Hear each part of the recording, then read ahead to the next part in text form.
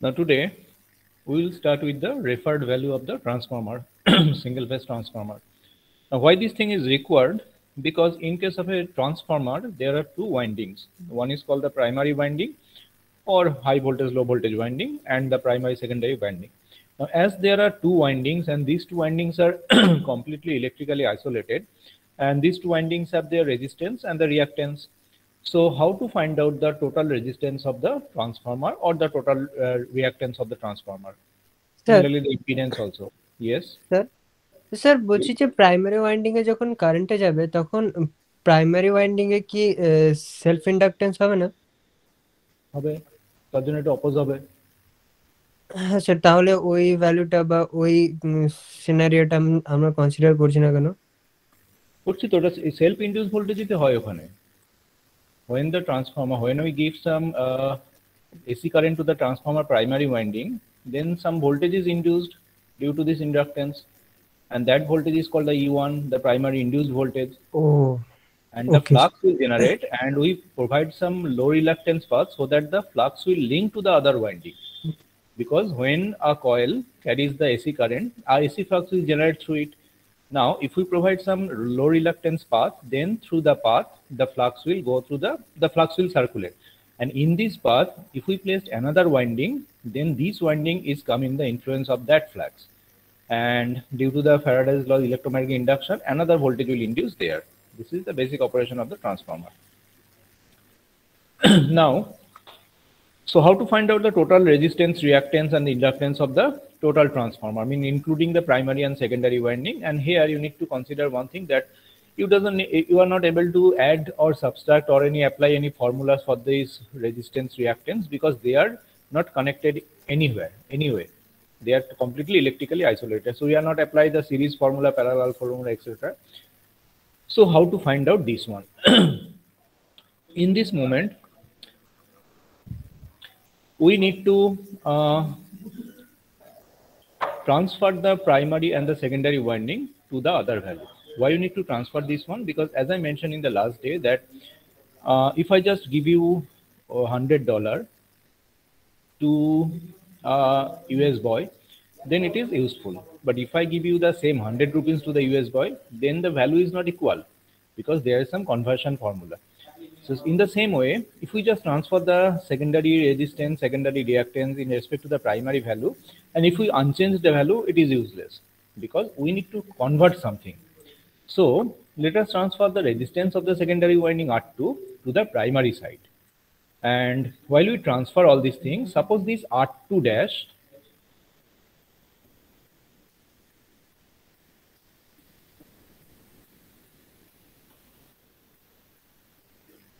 now suppose this R2 dash, this is actually the referred value of the secondary resistance respect to the primary side. Okay, now what is called this referred value? It means that whatever be the effect R2 will produce in the secondary side, remember these things very carefully. Whatever be the effect R2 will produce in the secondary side, the same effect R2 dash will produce in the primary side. That's why we call it referred value. Like if I give you X amount of rupees, and if I give Y amount of rupees to the US boy, and whatever you can do using this X amount of rupees in India, the boy in US did the same thing or do the same thing in this Y amount of dollar, then we can say these two are the equivalent. Okay. What will be the effect of the resistance in electrical circuit? What will be the effect of the resistance? If the resistance carries the current, then sir it opposes the current. no, that is actually the what means for a particular resistance. So every resistance opposes the current. So for a particular resistance, what will be the effect? It will produce the heat, okay, or yes sir. it will consume some ohmic drop or the I Yes sir. square loss. Yes sir. This is called the effect of the resistance in an electrical circuit. Now, whatever be the effect R2 produced in the secondary side, because R2 is the actual resistance of the secondary winding.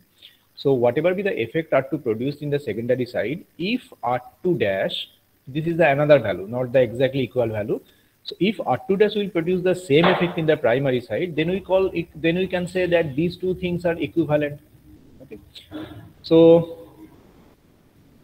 R2 is resistance of the secondary winding referred or reflected to the primary winding. So this reflected resistance R2 dash should produce the same effect in the primary as R2 produced in the secondary. Then we can say these things are equivalent. Okay, that is the basic definition of the equivalence in the electrical circuit. If this resistance is replaced by some another resistance in a different circuit, because this primary and secondary are the two different circuits. So whatever be the effect this resistance produced in the circuit 1, if this resistance R2 dash will produce the same effect in the circuit 2, then we can say these two are reflected or the referred. This R2 is referred to the circuit 2. Okay. Now that is all for formula or the theoretical thing. Now find out the practical value. The effect which will produced by the resistance R2 in the secondary side is I2 square R2. It is very easy to understand because I2 is the current which will circulate in the secondary winding, and as I mentioned that resistance will produce the I square R loss. So this is I2 square R2. Any confusion regarding this one, this part only? That is actually the effect of R2 in the secondary side. Is it okay? Yes, sir. Okay. Yes, now this is the effect of R2 dash in the primary side. Now in the primary side, the current is flowing I2 dash square R2 dash. Now in later on, we'll discuss what is called the I2 dash. Okay, this I2 dash, because we know that in case of primary winding, the current, what is the current flowing in the primary winding? I1.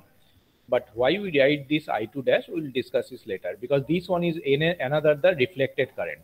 Okay, this current and I1 current is exactly same, but as we are talking about the referred or the reflected value, that's why this I1 is replaced by this current.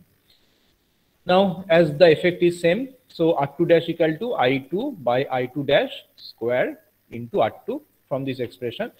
But now we know that I2N2 equal to I1N1. Now this I1 is replaced by I2 dash, so I2N2 equal to I2 dash N1, and I2 dash by I2 by I2 dash equal to N1 by N2, which is equal to the transformer trans ratio A.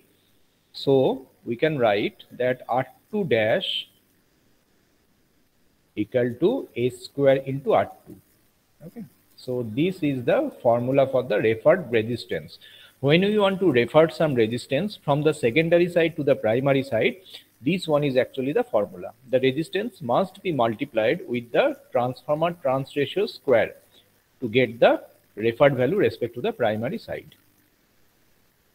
Again, I'm saying when some resistance is referred from the secondary to the primary side, then it should be multiplied by transformer trans ratio square to get the referred value. Okay. Similarly, for the X2 is the referred or the reflected reactance of the secondary winding referred to the primary side. Again, in the same way, if we just do the calculation in the same way, you can find out that X2 dash equal to S square into X2. So that means when, okay, so in the next slide it will be there. So when we need to find out the referred resistance, that will be multiplied. This N1 by N2 is nothing but the trans ratio. So you see these underlying quantities are the same. R2 dash equal to S square R2. X2 dash equal to S square into X2. And Z2 dash equal to S square into Z2. So you see when some resistance, reactance and impedance are transferred or referred from the secondary side to the primary side, it should be multiplied by the trans ratio square. Okay. And what is the total resistance then? You see RE1. What is the meaning of RE1? R for the resistance, E for the equivalent, 1 for the refer to the primary value. You need to remember this one. This is actually not the exactly primary quantities. As I mentioned that the suffix 1 is generally used to determine the primary quantities. This is the primary quantities, but equivalent means some secondary quantities are also there, which is in the reflected form. So RE1 means resistance, equivalent resistance of the transformer refer to the primary side, which is equal to R1 plus R2 dash, because R1 is the resistance which is already present in the primary winding and R2 is coming in referred value. So the total resistance now become R1 plus R2 dash. And this is actually the formula. R1, which is remain unchanged, but R2 should be multiplied by the trans ratio square. Similarly, XC1, it is the equivalent impedance or equivalent reactance of the transformer referred to the primary quantity, primary side, which is equal to X1 plus S square X2. And ZE1, it is actually the equivalent reactance of the transformer referred to the primary side, which is equal to Z1 plus S square Z2. Okay. Or if you have these two values RE1 and XE1, using this formula, you can again you can able to find out the ZE1 also, like this one. ZE1 equal to root under RE1 square plus XE1 square. Or in the complex form, you can write it like this one using a J term. So that is the transformer referred quantity from the secondary side to the primary side. Yes. Sir, please go back to the previous slide. This one? Yes, sir. That slide is available. Doesn't need to do all these things. This is no, available. sir. The previous one. I just want to see one thing. Okay. Sir, here you wrote I2N2 equal to I dash to N1. Sir, can you explain? Which one? This one? Yes, sir. But I2N2 equal to I dash to N1. Sir, why that line? Oh, that one is already derived, na? This one is already derived like this. Let me find out this one. So this one, where it is written.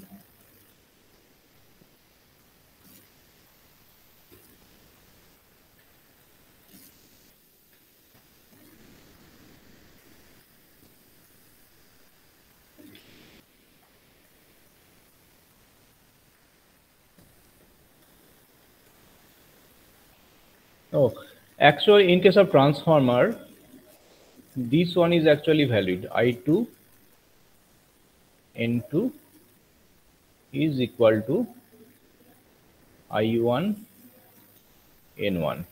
That is actually opposite from the voltage, this EMF respective. In case of EMF, this is valid. 1 minute. In case of EMF, this is valid. E1 by N1 equal to E2 by N2. But when you consider the current, that is actually converted to I1 N1 equal to I2 N2. Now this I1 is actually this I2 is actually referred to replace this value of I1. That's why we wrote there I2 dash. Okay, when you go for the equivalent circuit, it will be more clear. Don't worry. Okay, sir. Okay, now come to the second part. The equivalent values refer to the secondary. Now, refer to the secondary means sometimes, as I mentioned, that sometimes the dollar, this dollar and rupees concept, sometimes the whole money need to be converted to dollar, or sometimes the whole money need to be converted to the Indian rupees. So same way, suppose the primary side is dollar. So we have already did this thing that we convert all this money in respect to the dollar. So whatever the dollar we have, we keep it unchanged. And then this money is converted to the dollar with the conversion factor. Now the second one, that sometimes we need to do the conversion of the whole rupees or whole money in respect to the Indian rupees. So this is the same thing. The equivalent values refer to the secondary side. Now, in that case, we need to transfer or refer the primary quantities with respect to the secondary quantities. And here, you see this resistance, this R1 is actually the resistance of the primary winding. So this R1, when it is referred to the secondary side, then it should be divided by S square. S square is the trans ratio of the transformer. Okay. In case of secondary winding, when the secondary resistance are referred to the primary side, it should be multiplied by S square. When the primary quantities referred or reflected to the secondary side, it should be divided by S square. All these things is coming in from this fact that the power is remain constant in case of transformer. So that means if some resistance is increased in one of the side when it is referred, then the other resistance should be decreased to the other side when it is referred. Okay, so that's why in case of secondary winding, when it is converted to the primary side, it should be multiplied by S square. And for the primary quantities, when it is referred to the secondary side, it should be divided by S square. So RE2 means the equivalent resistance of the transformer referred to the secondary side, where it is R2 as it was, then R1 by S square. Similarly, for the equivalent reactance, it should be X2 plus X1 by S square. For the impedance, it should be Z2 plus Z1 by S square. So while doing the numerical example in the transformer, you people need to remember this formula, that when some quantity is referred from primary to secondary or secondary to primary, what should be the conversion factor? In some of the case, it should be multiplied by H square. In some of the case, it should be divided by H square. And you people need to remember this one. Primary to secondary, it should be divided by H square. Secondary to primary, it should be multiplied by H square. Okay. Now, that is the most important thing. After we convert all these things, the derivation of the equivalent circuit of the transformer. Now, we need to know that what should be the equivalent circuit of the transformer. Equivalent circuit of the transformer means what? It means how pictorially how we represent this value. Like this one. 1 minute, please.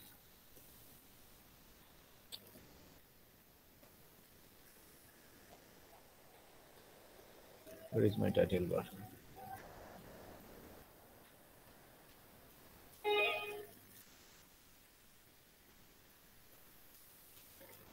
Now suppose if I tell you that you have a 5-volt source which is connected in series with a 10 ohm resistance, and another 5 ohm resistance is connected as a load, then how to draw these things? You need to draw these things. So the word definition of the problem is converted to a circuit like this one. A DC source of say 5 volt. So as it is given in the question, this 5-volt source is connected in series with a 5 ohm resistance, and a 10 ohm resistance is also there, which is working as a load. So we can write the A and B as our load terminal like this one. So in the same way, how to represent pictorially the transformer circuit? That is called the equivalent circuit of the transformer. Means whatever be the what definition of the transformer, if we want to draw these things in a picture or in a circuit, that is become the equivalent circuit of the transformer. Now you people need to know that what should be the equivalent circuit of the transformer and how to draw these things. Now this one is actually the equivalent circuit of the transformer. Here, how to draw? So all secondary resistance, reactance and impedances, that is R2, X2 and Z2 and ZL, becomes S square R2, S square X2, S square Z2 and S square ZL respectively when referred to the primary side.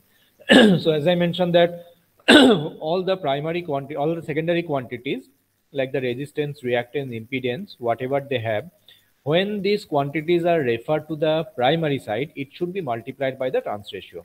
So the first paragraph is actually meaning of this one. When all the secondary quantities are referred to the primary side, it should be multiplied by S square. All secondary voltage, that is V2 is the terminal voltage of the secondary side, E2 is the secondary induced voltage, become AV2 and AE2 respectively when referred to the primary side. Need to remember this thing, that when a voltage is referred from the secondary side to the primary side, it should be multiplied by the trans ratio, not the trans ratio square as in case of the resistance reactance.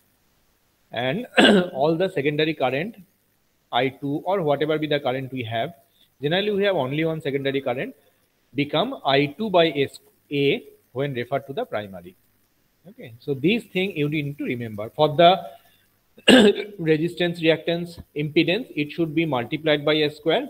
For the voltage, it should be multiplied by A. For the current, it should be divided by A. Otherwise, this ratio is not valid, because you see the voltage is actually multiplied by A, the current is actually divided by A. So when you need to find out the impedance, then it should be the voltage by current. So AV2 by I2 by A, it gives the S square into ZL, Z2. Okay, so that's why this thing is derived in this way. For all the current, it should be divided by A. For all the voltage, it should be multiplied by A. And for all the resistance, reactant, impedance, it should be multiplied by S square. Similarly, let's see who can able to say when all the primary quantities are referred to the secondary side, what to do? for the resistance, reactance and impedance, what we need to do when this one is referred from the primary to the secondary side?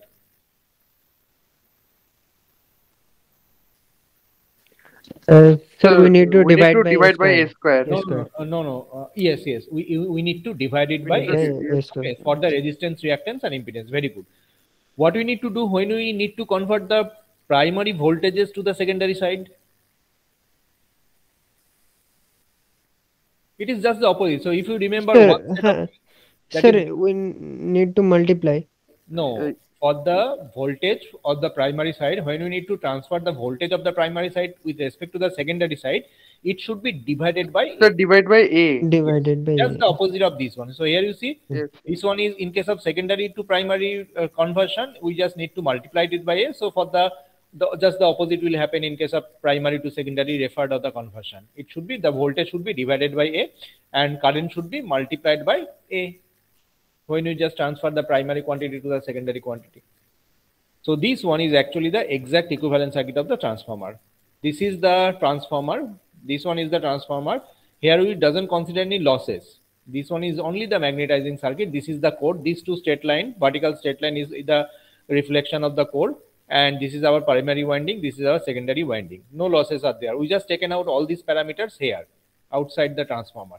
Now we need to energize the transformer with a supply voltage V1. So this is our primary supply voltage. I1 is the current, actual current in the primary winding, which is generating from this source. Then this resistance and reactance of the primary winding resistance and reactance. Then what is this? This parallel path is actually the no load operation of the transformer, because you know that this primary resistance, what is the function of this primary current? So this primary current is actually energize the core. It actually produces the ohmic loss in the core and it actually magnetizes the core. So that's why this I0 part is there, which is actually the part of this I1 current, and this I0 has two components. One is IW and one is I mu. IW is actually supplying the core loss. Okay, so when the IW is flowing through the R0, it supplies the core loss. And when I mu is flowing through the X0, it actually magnetizes the core. Now, this I1 minus I0 is this current. This is actually I1 dash. We can say the I2 dash also, because this I1 dash and I2 dash are same, which is only the referred value. So this one is actually flowing to the core to energize this one. Similarly, NP and NS are the trans ratio of the transformer. Now coming to the secondary side of the transformer, this is the induced voltage across the secondary winding. R2 and X2 are the secondary resistance, secondary winding resistance and reactance, and I2 is the secondary current. ZL is connected as a load, and the voltage across the load is called the terminal voltage or the V2. And this is called the ideal transformer. Why this thing one is called the ideal transformer? Because here we consider that inside this rectangular thing, there is no loss. This is the ideal transformer. We just energize the transformer, and according to the transformer's transducer, some voltage is induced in the other side. This E1 and E2 are the voltage. But practically it is not happen. Practically when you energize the transformer, some losses will also occur in the transformer. So that is actually keeping here.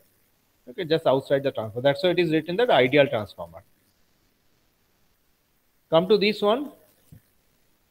This is actually the exact equivalent circuit of the transformer referred to the primary. Why you need to draw this thing? Because here, let me clear this slide first. Now here, if I tell you that what is the total resistance of the transformer, let's see who can, from this figure, whatever you are seeing here in this particular slide, can you able to tell me what is the equivalent resistance of the transformer? Equivalent resistance, not the primary and the secondary resistances. Is it possible to say? No, sir. No. Why? Because you see, this is a transformer and this is the primary side and this is the secondary side, and there is no relation between the primary and secondary side. They are completely isolated.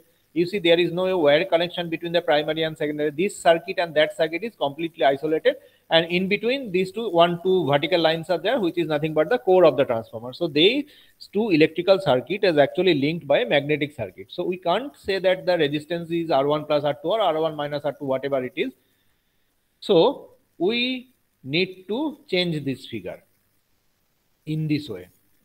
So that's why it is called the exact equivalent circuit of the transformer.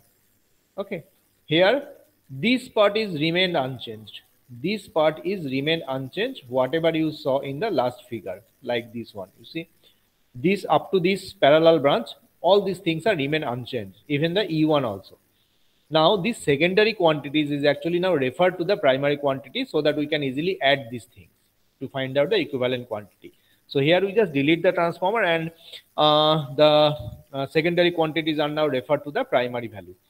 As we mentioned, that secondary resistance, reactance are multiplied by the A square, the current is divided by A, the voltage, which is actually multiplied by the A, and this voltage, all these things are actually multiplied by A, and this Z is also multiplied by A square. So all the secondary quantities are now referred to the primary side. Now, as they are referred to the primary side, we can simply add them together for better understanding. Like this one, if you have 100 rupees and $100, so once you convert the $100 to the Indian rupees, then you can simply add your existing $100 rupees with this amount, isn't? You have 100 rupees and $100. So how much money you have, you are not able to say. So we need to convert either the rupees or the dollar. Now, if we convert the $100 to the Indian rupees by some conversion factor, then whatever be the rupees you have initially, we just need to add them together with this conversion to find out the equivalent or the total amount of money in Indian rupees with you. So that's why we do these things. That's why it is called the exactly equivalent circuit. Now, what is written here in this particular paragraph? Here it is written that, okay, let me clear this slide first. Here in this particular paragraph, the meaning of this thing is that the no load current is usually very small. Generally, it is 3 to 5% of the full load current. Full load current means when we apply a full load here, then whatever be the current flowing in the primary winding, this no load current is actually the 5%, 3 to 5% of that current. So this no load current I0 is generally very small, okay, compared to this IE1. Now, as this thing is very small, and here you see a very little drop occurs, voltage drop occurs when this no load current is actually flowing to the resistance R1 and X1. Got my point? Point is that suppose Sir, resistance. Yes, say. Sir, that means no load current is defined for all the losses like hysteresis loss, heat, then Yeah. No load then current is eddy current. actually responsible. No load current is actually responsible for the core loss, but the primary current is actually responsible for the copper loss. Look, there is two different things. Let me show you here. As the transformer is a consist of two windings, like this one, and currents are actually flowing through this particular winding, and apart from the winding there are some core.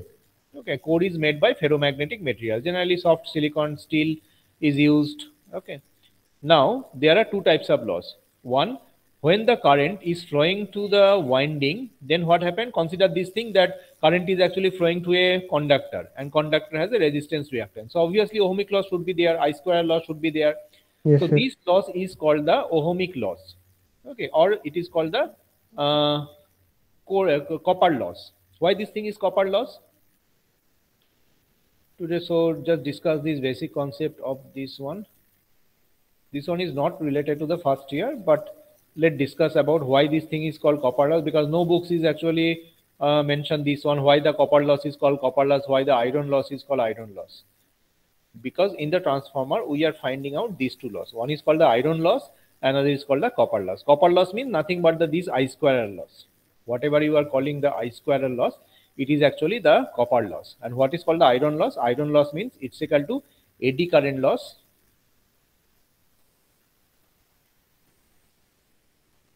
and one is the hysteresis loss. Okay, it's a very big experience. So this is the hysteresis loss.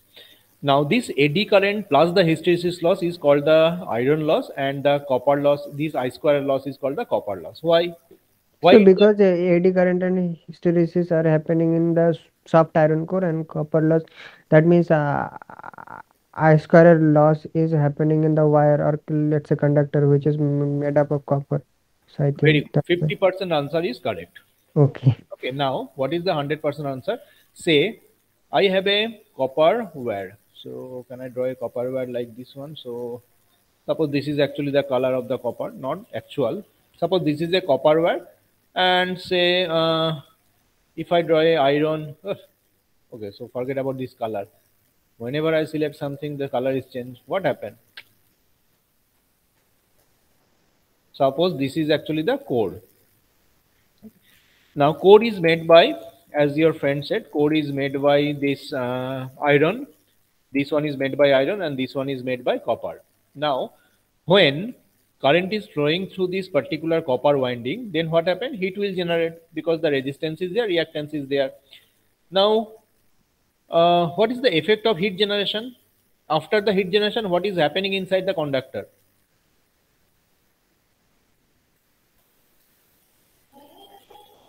If I ask you this question in a simple manner, then everybody can able to answer this one.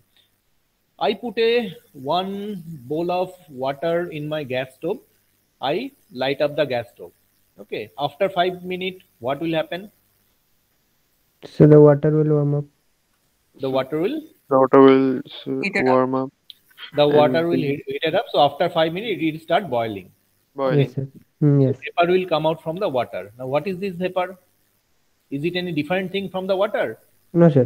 No, No, so sir. it is only the gaseous form of the water. Gases from Now, water. after say I just light up the gas in a high flame for 1 hour. Okay, now after 1 hour, if I just measured the amount of water in the bowl, is it same as previous? No, sir. So there will be Obviously. No, losses sir. So which one is less? Which quantity is less? Before the boiling or after the boiling? after After the boiling. boiling. After the boiling, because some part of the water is vaporized. So it's called the loss. Okay. Same thing actually happened here. When we use the transformer for a long time, then what happens? Every time when you use the transformer, heat will generate in the conductor. Now this heat is actually vaporized very, very small portion of the surface copper, because this is a, suppose this is the cross section of the copper wire. Okay. Now when the heat will generate, it is not able to do anything in the core. Okay, because core is surrounded by another portion of the copper, another portion of the copper, like this.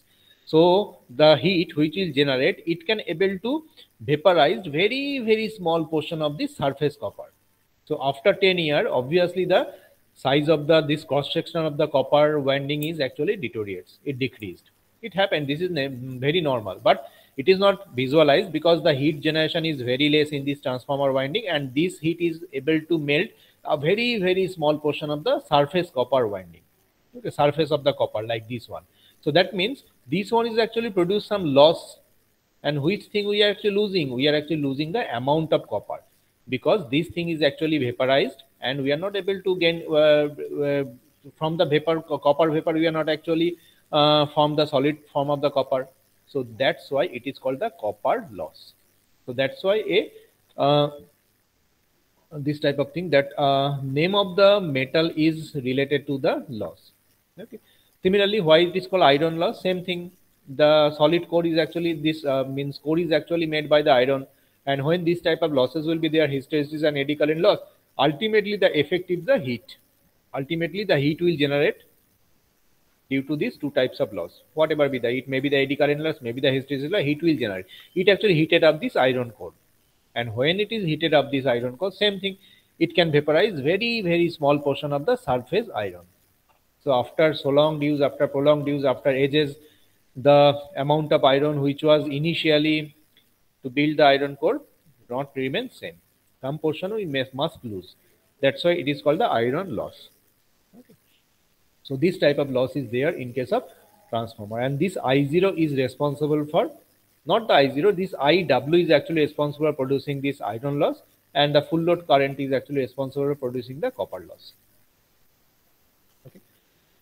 So the voltage drop produced by I0 in R1JX1 means here, okay, here whatever be the voltage drop produced by this small current is actually very small. Generally, it is negligible in case of practical purpose. Okay, let's say one example. Suppose the full load current is 100 ampere. Okay, so if the full load current is 100 ampere, and say the combination of R1 X1 is say 50, okay, 50 ohm, say. And if it is 100 ampere, then suppose this current is actually 3 ampere.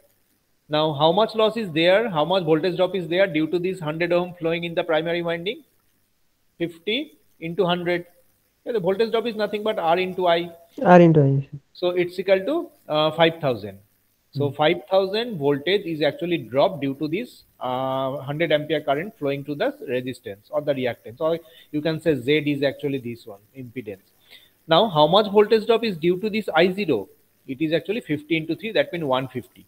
So this 150 volt is generally negligible in comparison to the 500 volt. So that's why it is written that the voltage drop produced by I0 in this R1 plus JX1 is very negligible, and we can neglect in case of practical purposes. Therefore, it is immaterial that the shunt branches, this R0 parallel X0, is connected before the primary series impedance or after it. The current I mu I IW are not much affected. The meaning here is that as the voltage drop is very small, so we can place this parallel branch in this position. Okay, means before the resistance and reactance placed. And if we do these things, whatever be the error we have, that error is generally very neglected. So we can put it like this one in this next figure. So it is called the approximate equivalent circuit of the transformer. So this thing you need to remember in your future study, because this will be covered in details, in more details, when you come to the 4th semester and 5th semester. In your 4th semester, there is a machine chapter, machine 1. In your 5th semester, there is a machine 2 chapter. In this machine 1 and machine 2 subject, you will be teach more in details with this transformer and the other machines. So you must differentiate that what is the approximate equivalent circuit, what is the exact equivalent circuit. Because student mistake, because sometimes it's came that draw the approximate equivalent circuit of a single phase transformer. Okay, 7 marks question. So you see, you just need to draw this simple figure and mention all this quantity used here. Mention means like this one: V1 supply voltage, R0 is the no load resistance, X0 no load reactance, IW is the current flowing to the R0 or the active component of I0, I mu reactive component of I0, I0 no load current, R1 primary resistance, like this. So the rule is that whatever be the quantity you mentioned in your figure, you must mention it in the by writing in word. Then you can get the full marks. So 7 mark question, hardly you need 5 minutes to complete all these things, and you can get 7 marks exactly. But you need to remember that what was the question? Is it approximate equivalent circuit or is it the exact equivalent circuit? For the approximate equivalent circuit, you need to draw these things. For the exact equivalent circuit, you need to draw these things. We are actually doing some approximation.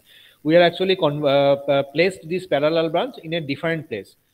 Obviously, some error will introduce. That error is very less in practical purposes. That's how you can safely do these things. Or it is called the approximate equivalent circuit. Everything same compared to the exact equivalent circuit. Only the parallel branch is placed here. Means first the parallel branch, then the resistance reactance. Why you need to do this thing? Because once you're able to do this thing, then you see this R1 resistance now become the series with this A2 into R2 resistance. So you can simply add them together. Otherwise, in this figure, we are not able to add them. They are not simply series connected. You see, this R1 and this resistance are the series connected? Obviously not, because some parallel branch is there. So if you just move the parallel branch before this resistance or reactance, then we can safely add them together. So this is the purpose for the purpose to draw the approximate equivalent circuit from the exact equivalent circuit. The approximation gives the following advantages. As I mentioned, the primary and secondary impedances reflected to the primary can be added conveniently. So they can be simply added. The calculation for the voltage regulation of the transformer become easier. So you see now the equivalent resistance become this one, equivalent reactance become this one, equivalent impedance become this one, and the I1, which is also become very easy. I1 equal to V1 by the equivalent impedance, ZD1 plus S square into ZL1. ZD1 plus S square ZL. This ZL is actually the load impedance. Because the load impedance is not considered when you only find out the equivalent resistance or reactance or impedance of the transformer. So equivalent resistance, reactance, impedance is nothing but the two windings combine resistance, reactance, and impedance. Load resistance is not considered here. So that's why we need to apply this formula to find out the primary current, which is equal to V1 by ZE1 plus the A square ZL. Okay. Am I connected? Yes, sir. Yes, sir. So somebody messaged me. Oh, that is a separate thing. Okay. Now, approximate equivalence circuit refer to the secondary side. In case of secondary side, what we need to change? We need to change all the primary quantities with respect to the secondary quantities. While you do these things, all the primary voltages should be divided by A. All the primary current should be multiplied by A. All the primary resistance reactance must be divided by A square. These things, one suggestion is that after my class, just take a blank paper, and in this paper just write the referred value of the single phase transformer and write this point, that when the primary quantities refer to the secondary quantities, this happens: resistance divided by A square, voltage divided by A, current multiplied by A, where A is the trans ratio. Now in the next paragraph, when the secondary quantities are referred to the primary side, this happens: resistance multiplied by the, or the impedance, whatever you call, the impedance, resistance and reactance should be multiplied by A square, voltage should be multiplied by A, current should be divided by A. If you write all these things and if you memorize all these things, then draw this equivalent circuit is very easy to you, because this thing will not change. One voltage source, one parallel branch, two set of resistance reactance and one load resistance. That's all. But you need to write the name of the quantities according to the which side you transfer. So this is the approximate equivalent circuit refer to the secondary side. Now every primary quantity should be referred to the secondary side. Initially it was V1, now it is become V1 by A. Initially, what is the current?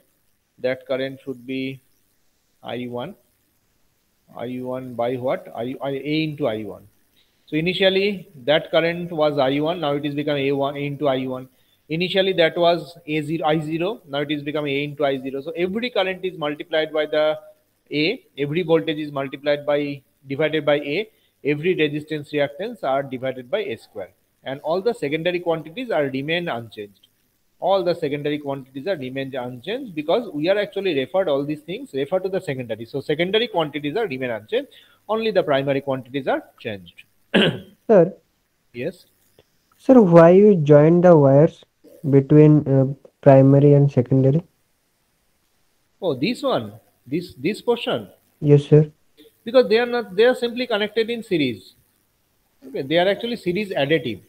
Series additive means when you just draw the winding of the two transformers, okay, like this one, and this is say the secondary winding of the transformer.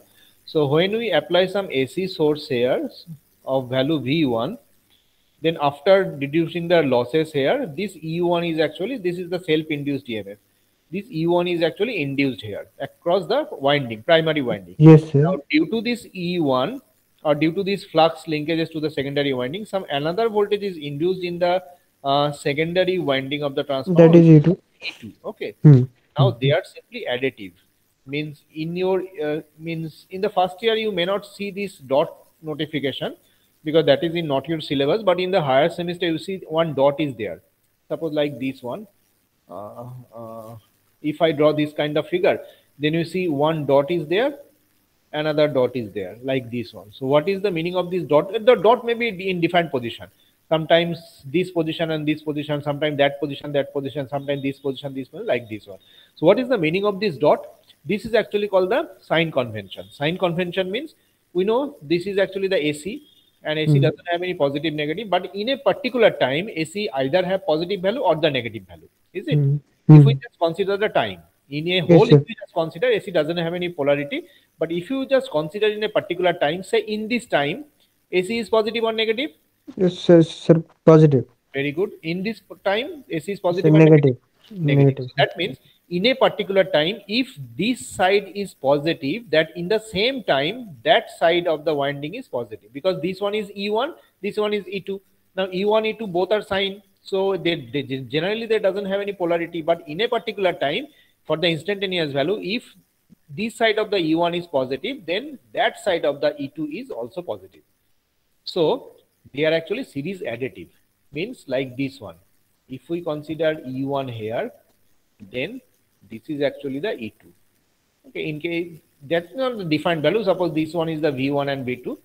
So you see, what is the then total voltage? Total voltage is V1 and V2. This is called a series additive, and this one is called a series opposite, like this one. Okay.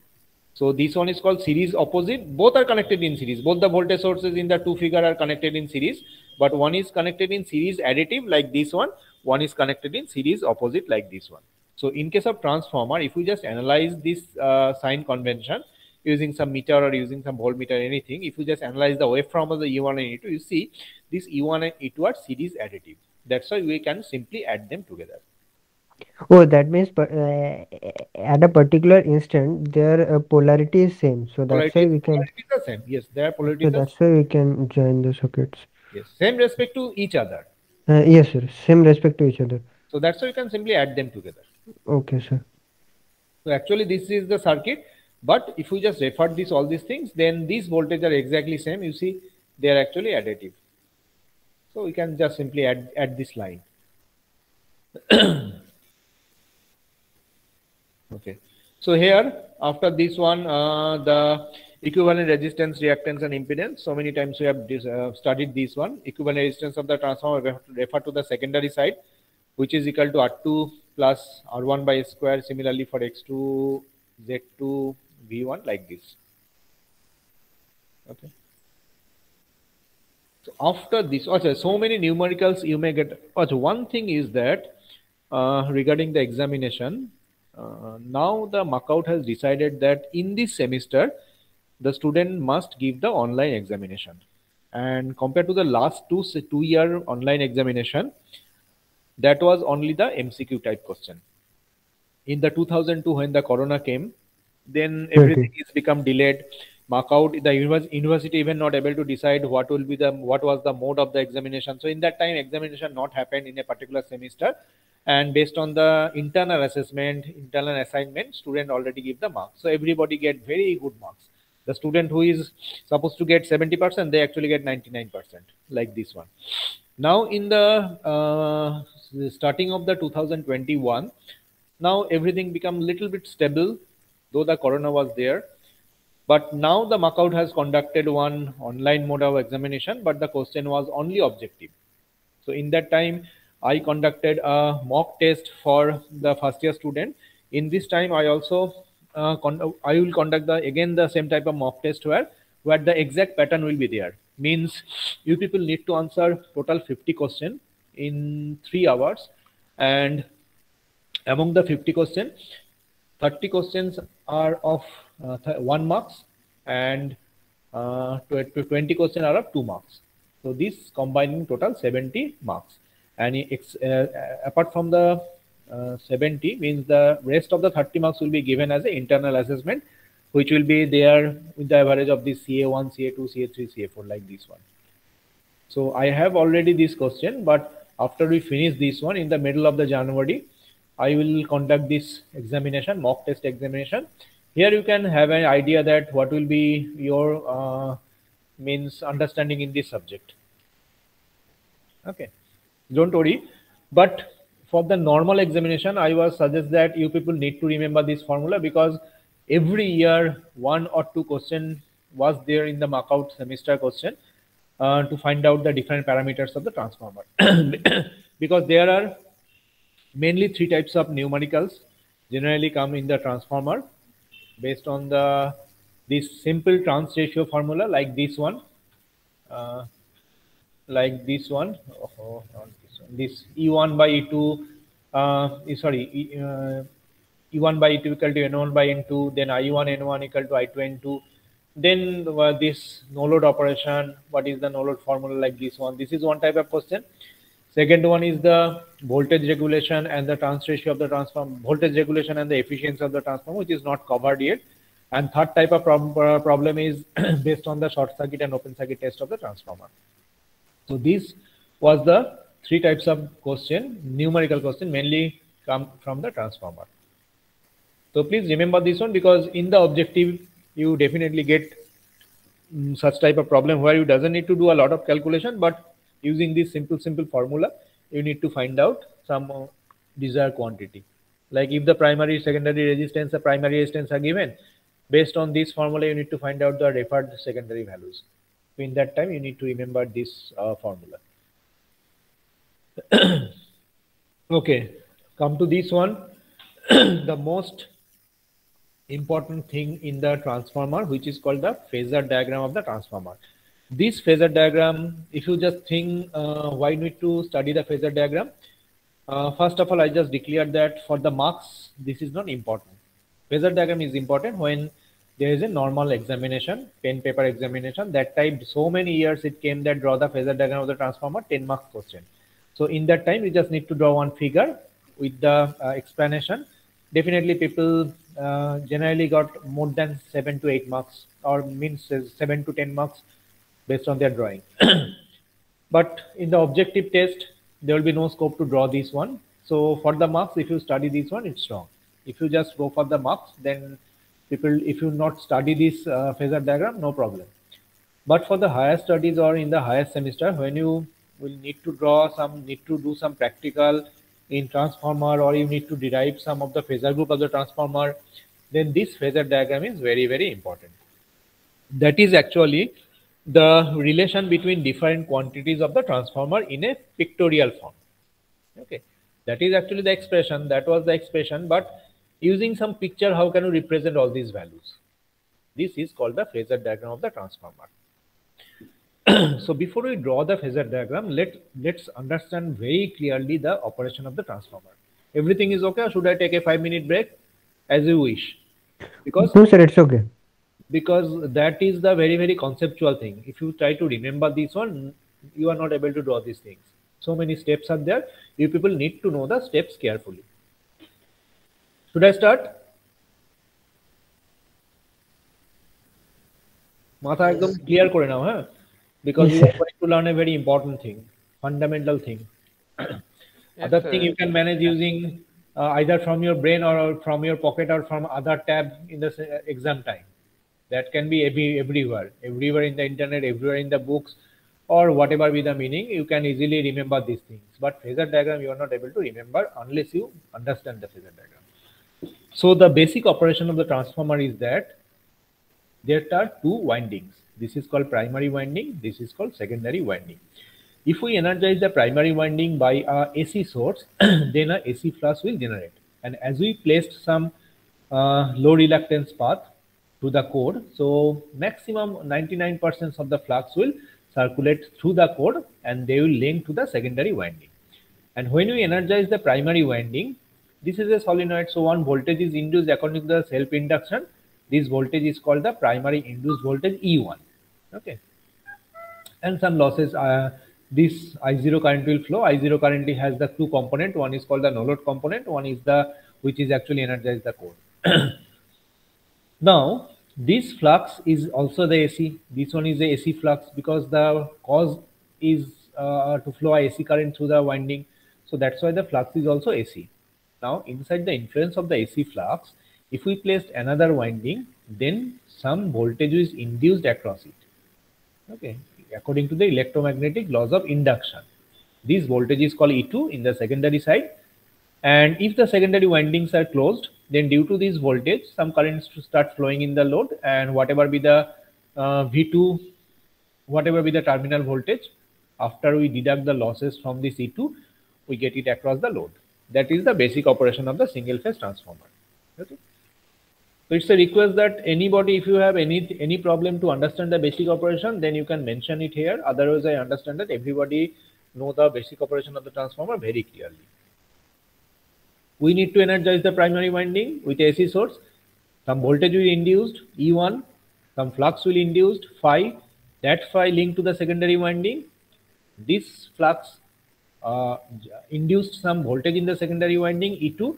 If the secondary windings are closed by some load, some current will start flowing I2. Some losses will be there across the R2 X2. After deduct the losses from the E2, we get the V2. V2 is the terminal voltage or the load voltage. So Which are the electrical quantity which is remain constant in case of transformer, primary and secondary winding? Electrical quantity. Sir, frequency. Frequency and power.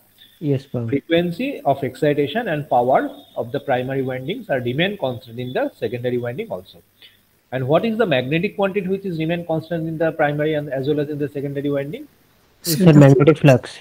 That flux, because whatever be the flux generate here, all the flux generally some various loss is there, but we, as you nowadays, as the core material become a very good producing very low reactive path, so the loss we can easily neglect.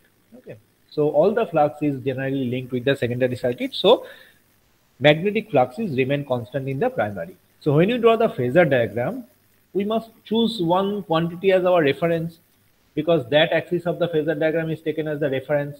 So which quantity we take as a reference? Reference means which is most common between the two windings. Here two windings are there.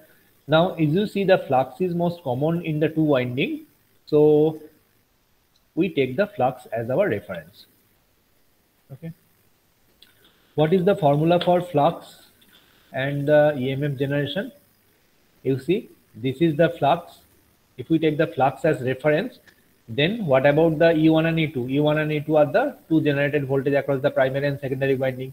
They are lead or lagged from the flux. So lag. How much angle? So pi by 2. Pi by 2. So these are the things you need to remember when you draw these things. So in every book, now in the next slide, where means in which way I'm going to start the phasor diagram, nowhere you can get this one, because in every book they actually the complete phasor diagram is drawn and the explanation the phasor diagram can be drawn in this way. But here we can show you using some animation, because in the books generally you can get this type of figure. Okay, if you just search the phasor diagram of the single phase transformer, definitely you get this type of figure, but that figure is little bit different to understand. Say I'm just showing you.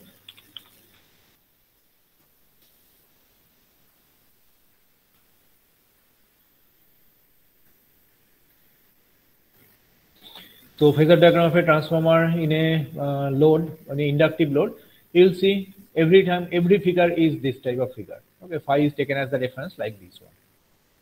So this one is little bit different to difficult to understand, like this figure. So we will actually draw the same figure, but our figure is actually a little bit oriented or a little bit rotated. Let's see how.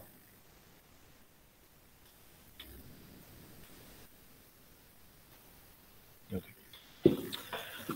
First of all, clear your mind. Now understand the phasor diagram can be drawn in three ways. One for the lagging power factor, one for the leading power factor, one for the unity power factor. What is the meaning of this one? As I mentioned, if the load is connected, then only the I2 and V2 will be exist. Now what is the load? Load may be a capacitor.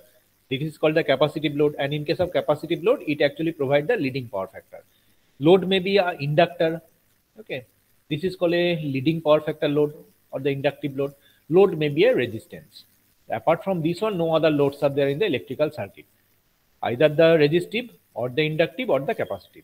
So resistive means unity power factor, inductive means lagging power factor, like showing in the figure, showing in the title of this diagram, and capacitive load means leading power factor. So first we want to draw the lagging power factor load, because this is most common. All our load generally is the inductive load. In our home also, in our home, the LED, TV, LED bulb, all these LED things are actually the resistive load. The fan, the pump motor, the fridge, the AC, these are actually the inductive load. There is no capacitive load in our home. So first we take the V2 as our reference. This is the difference between the book and my explanation. In this means in the books, they actually taken the phi as your reference, but it is difficult to understand. But I now start with the V2, because V2 is the most right side quantity in case of a single phase transformer. Like if I show you,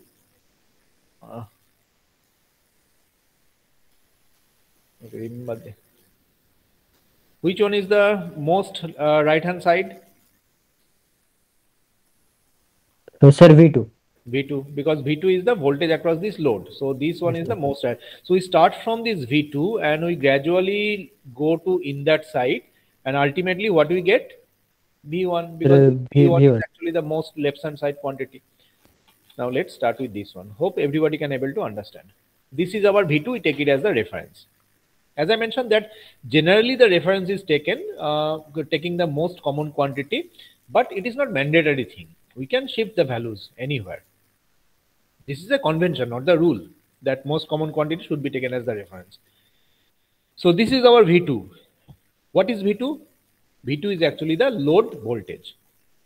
Now this is I2. I2 is what? Sir, current in secondary. Current through the secondary part. Yes. So how the voltage is produced? Voltage is produced because I2 current is actually flowing to the load. That's why the V2 will produce. And as it is a lagging power factor, what is the meaning of this lagging power factor? Lagging power factor means the current should lag from the voltage. Okay, so we see the current is actually lagging from the voltage. The lag angle is, this is not a purely inductive load. That is a mixed inductive load. So that's why the lagging angle is more than 0 degree, less than 90 degree. Got this one? Understood. This is the relation between V2 and I2 for the inductive load. Capacitive load hole ki hoto, I2 should be in the upper side of this V2. Upper side. Okay, sir. Yes, sir, Forget about because this is the lagging I2 power. leading. Yes. So this is a lagging power factor load. So V2 should be lie below the V2. I2 should be lie below the V2. Now, this is equal to I2 into R2 because there are some resistance in the secondary winding. There are some reactance in the secondary winding. The resistance is mentioned at R2. The reactance is mentioned as X2. Okay. Now, some voltage will drop obviously because if the I2 current is flowing to the resistance, some voltage will drop. The voltage drop is according to the Ohm's law, I2 into R2. What should be the direction of this voltage drop? Obviously parallel to the I2, isn't? Whatever be the voltage drop across I2, what should be the phase difference between the voltage drop across the resistance and the current through the resistance? What is the voltage drop? What is the phase difference between these two quantity? Voltage drop across the resistance and current through the resistance. So they are in same phase. They are same phase. So same phase means what? Parallel. So you see this I2 R2 is the voltage drop across the resistance and I2 is the current flowing to the resistance. So that's why they are parallel. In case of inductance, what is this? What is the relation between voltage across the inductance and the current through the inductance? Remember the civil formula?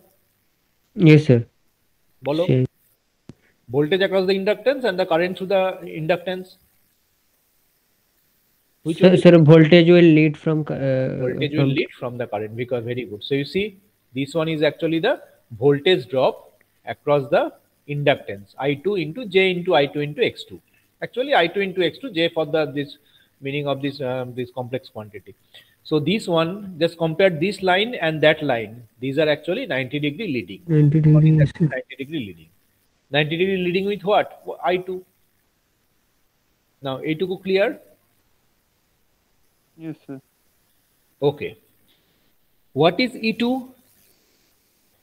Sir, E2 is induced voltage in secondary winding. Secondary. Just close your eyes and think what is E2. secondary. Just remember this, try to remember this figure. So E2 is the secondary induced voltage. And due to this E2, the current is actually flowing. So this current is actually flowing due to the E2, because unless the voltage source is there, current is not able to flow. And this voltage E2 is nothing but the voltage across the load, voltage across the resistance, voltage across the inductance. No other quantities are there. So if we just add this V2, I2 R2 and J I2 X2, we get the E2 because we have this formula. দেখো এবার চিন্তা করো।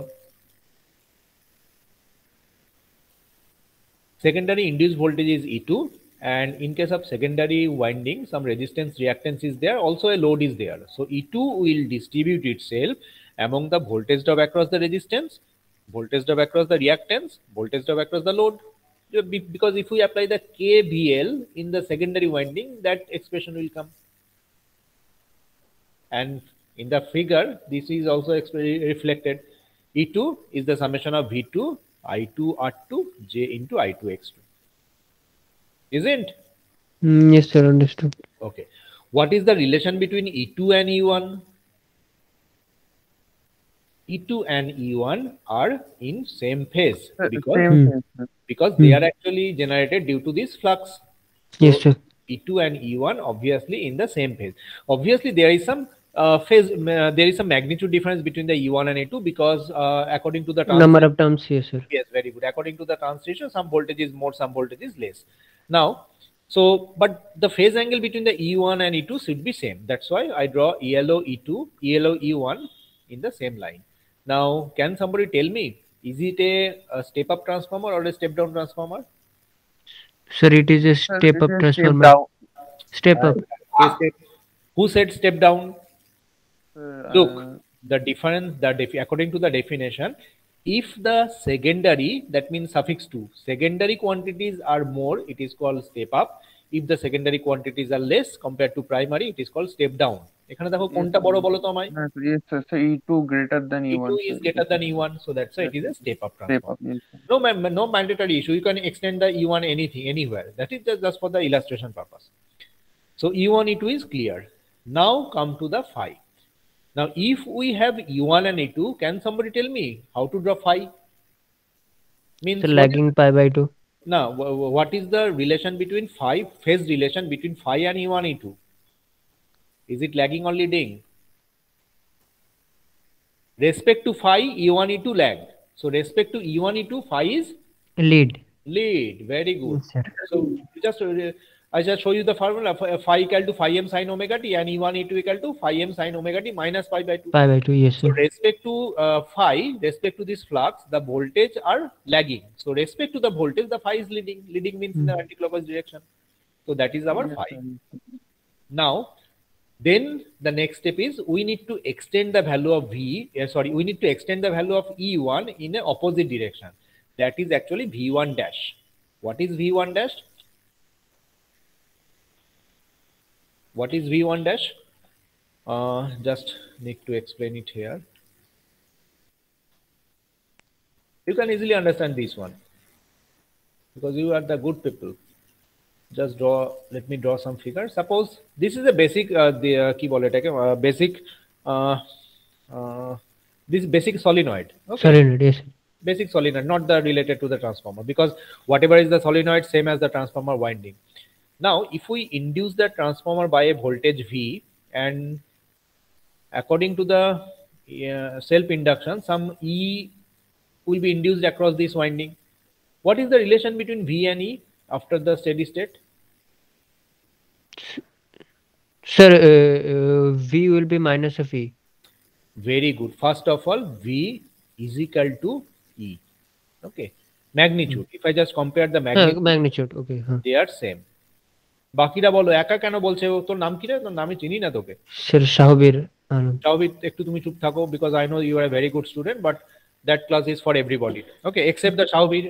Is it clear that if we just apply some voltage across the inductor, means across a solenoid, then according to the self-induction, some voltage is induced across this one, and according to Lenz's law, that voltage is always try to opposite cause. Cause means key, because if we induce this one, then current will start flowing in this winding, and as the current will flowing, some voltage is induced.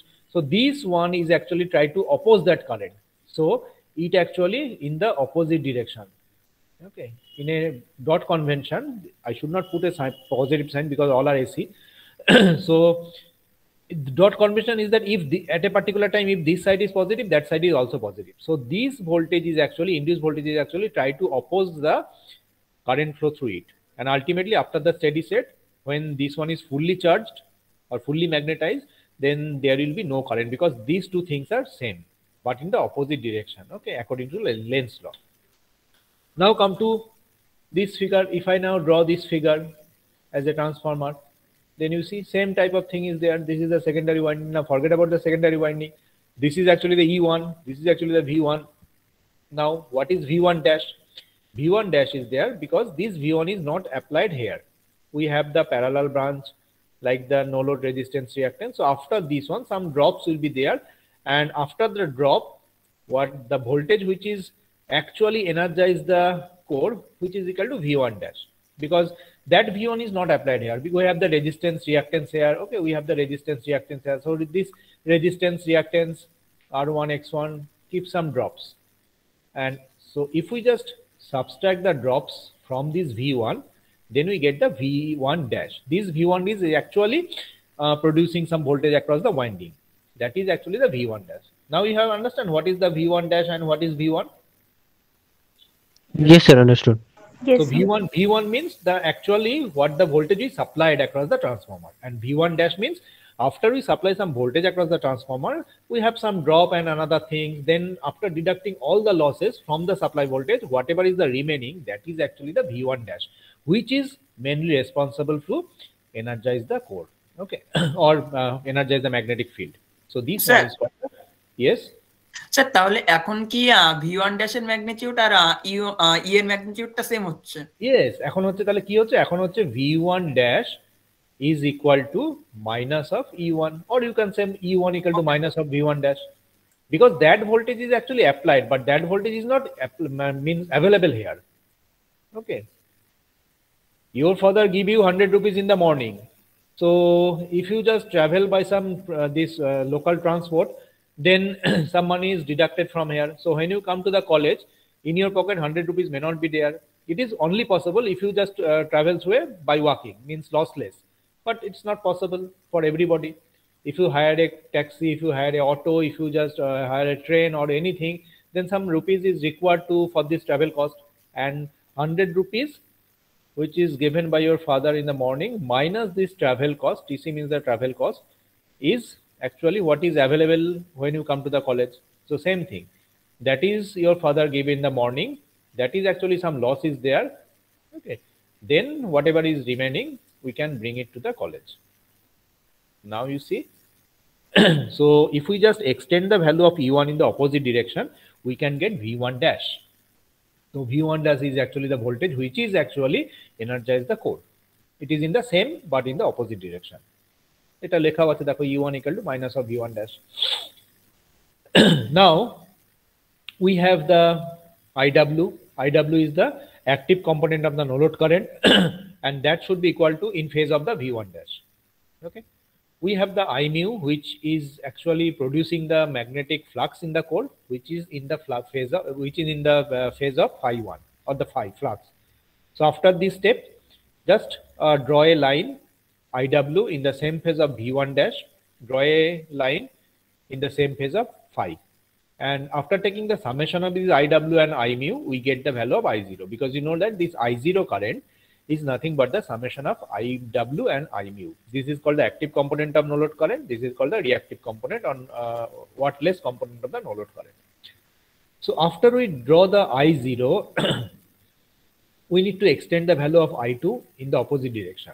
So this I2 dash is actually I2 by A, because we know the conversion factor is like this. When the secondary current is referred to the primary side, it is actually divided by A, where A is the trans ratio. Now this I2 dash, yes. Sir, I understood that V1 dash and I mu was in pi by 2 phase angle. So that's why you extended that in upper portion, right? Yes. Sir, তাহলে ওই I নিউটা আমি নিচের দিকে extend করতে পারি না কেন? I mu. I মিউটাকে আমি নিচের দিকে that one. Yes sir, yes, that one. Oh, so this I is actually when you okay, 1 minute. Okay, so just show you this no load phasor diagram. Last day we stopped here. This is actually, see, this is actually a no load phasor diagram, and in this no load phasor diagram we take the phi as our reference, then this E1 and E2 are in the lagging 90-degree lagging. Then you see, oh okay, phi and mu are same phase. Yes, Okay, understood, sir. this I mu is actually producing this flux, so that's why they are actually in same phase. IW is a resistive drop, so they should be in phase with the V1, and the summation of these two things is produce the value of I0, no load component. Okay sir, understood.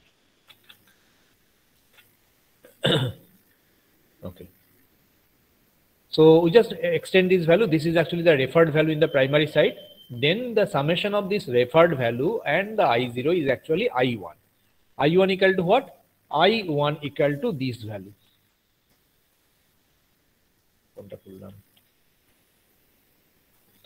IU1 means this is the primary winding of the transformer. This is our supply voltage V1, and here the parallel branch means the no load branch. It has some resistance and resistance and reactance in parallel, and current flowing through this one is I0. This current is called IU1, which is actually generating from the V1. Now you see this IU1, some part of the IU1 is flowing to this one and some part of the current is flowing to this one. This is actually I2 dash. This current is actually called I2 dash. Got it? So Okay, sir. That means I2 dash plus I0 equal to I1. Very good. So here you see Okay. I2, you see that Oh, I0 plus the and I2 I2 dash is equal to actually I1. I1. Understood. Step by step, you just need to proceed. So if you got the value of IU1, then 90%, suppose the 85% of the drawing is already over. So once we have the value of IU1 in this green line, then we have the IU1 R1 drop, because what are the drops there? There are two types of drops here. One is the resistance drop, another is the reactance drop. Now same as here, this resistance drop is actually same phase with the IU1. So that's why this IU1 R1 is in parallel line. Now why every time this is a very small, this I2 R2 is very small? Because as the resistance of the transformer windings are very less compared to the reactance. This is actually made by copper wire. So copper has a very low resistance compared to its reactance. So that's why the voltage drop is actually low. But they are in phase. So this IU1 and IU1 R1 is in phase. So these two are the parallel line. IU1 and JX1 should be 90 degree lag. This means the current is lag from voltage by 90 degree, or voltage is lead from current by 90 degree. So this is actually the reactance drop. And if we take the values of this V1 dash IU1 R1 J into IU1 X1, then we get the supply voltage V. So this is our phasor diagram of the transformer in the lagging power factor load. Remember this thing, this is very important, because once it is leading or any other quantity, then the total figure will be changed. This is the lagging power factor load, because from the lagging power factor, I mean obviously from the load side, not from the source side or any other side. So as the secondary current and secondary terminal voltage lag, so that's why it is called a lagging power factor load. Now just try to remember this figure for 5 seconds or 10 seconds. Just look at the figure very carefully. Try to remember this figure. Now if I show you the figure which is available in the books or any other, you see, is it equal? Is the two figure equal?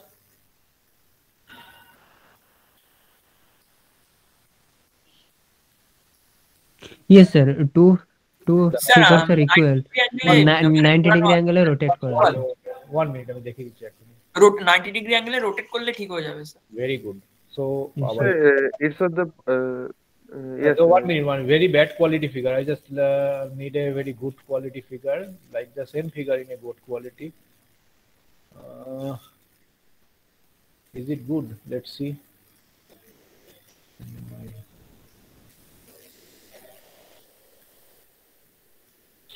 You see this figure, which is actually available everywhere in the books or internet. Now if I just rotate this one, how to rotate this? 1 minute. Zoom out, zoom out, zoom out.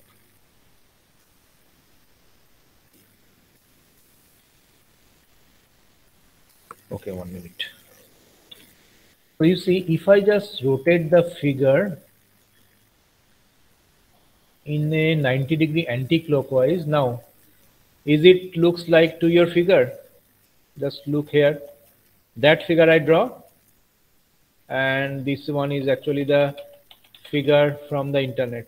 So you see, now they are actually look similar. They are actually 90 degree thing, but actually I just made it like little bit slanting like this one. You see, these are exactly same figure, but this one is very easy to understand compared to the which is available in the books or internet.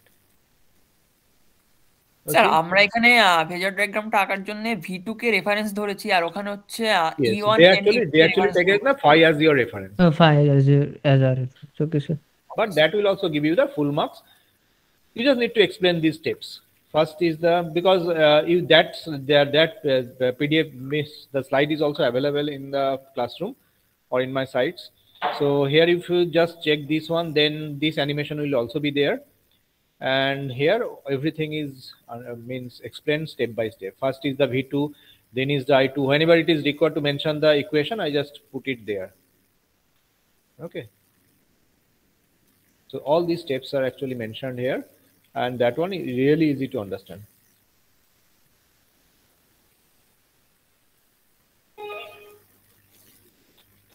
Okay, so that's all about the up to today's class.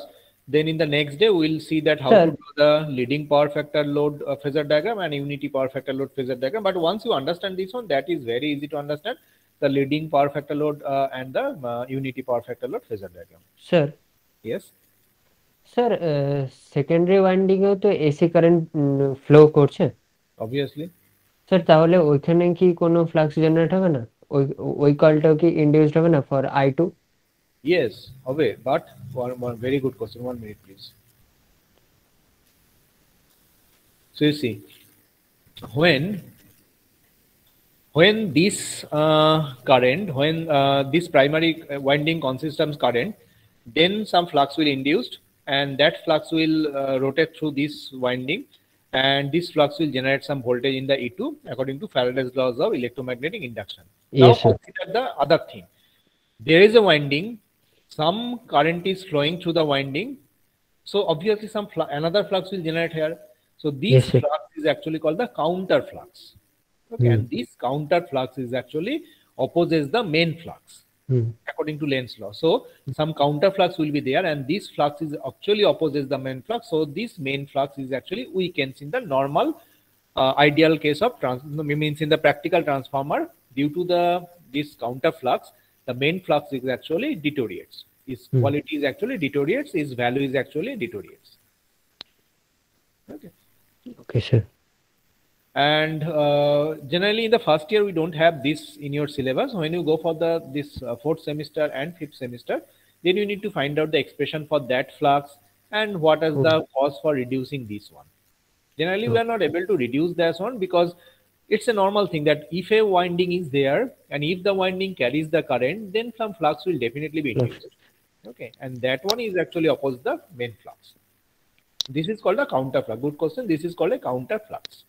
And this counter effect is the counter actually observed in every type of machine, like the fan which is rotates in our head, or the AC motor or pump motor, whatever be the motor is there, whatever be the transformer is there, that counter type of thing should be there.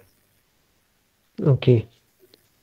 Means when the induction is there and when the current is flowing, due to this voltage across the winding, there is no counter flux. Means once you just disconnect the load, then what happened? There is no current flowing in the winding. Only a voltage is exists according to the Faraday's laws of electromagnetic induction.